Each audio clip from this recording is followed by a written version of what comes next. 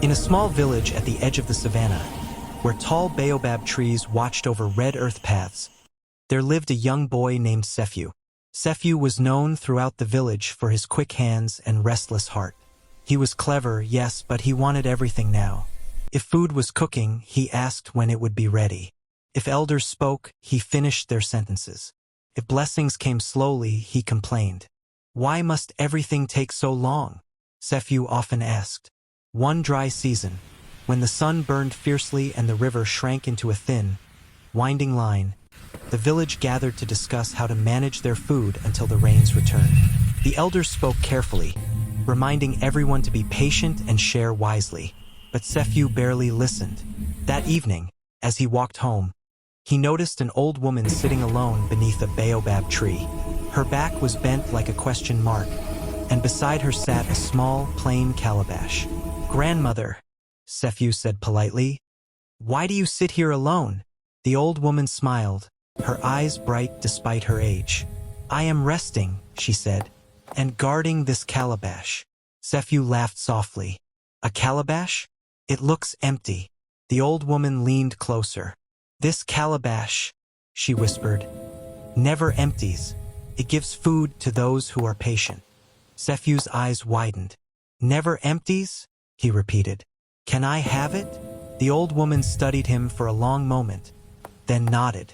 "I will give it to you, but only if you promise to use it wisely."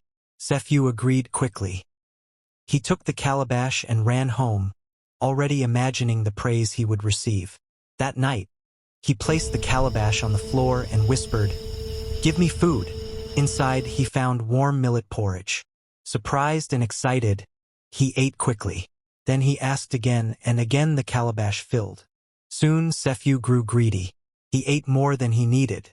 He hid the calabash from his family. He even refused to share when neighbors came asking for help. "Why should I wait or share?"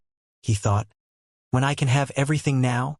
Days passed, and Sephu's heart grew heavy even as his stomach stayed full. He stopped visiting friends. He avoided elders.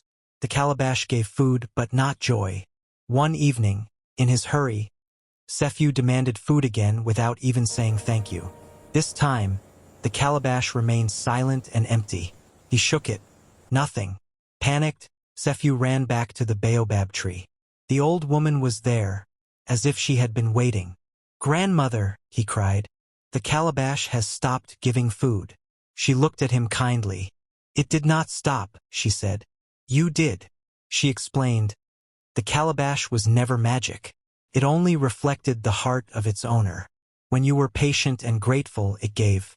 When you became greedy and rushed, it closed." Ashamed, Sephu bowed his head. "I forgot the wisdom of our people," he said. "I forgot to wait. I forgot to share."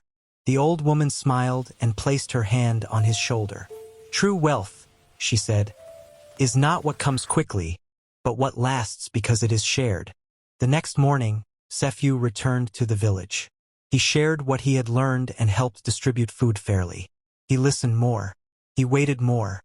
And though the calabash was never seen again, the village found something better: unity, patience, and wisdom.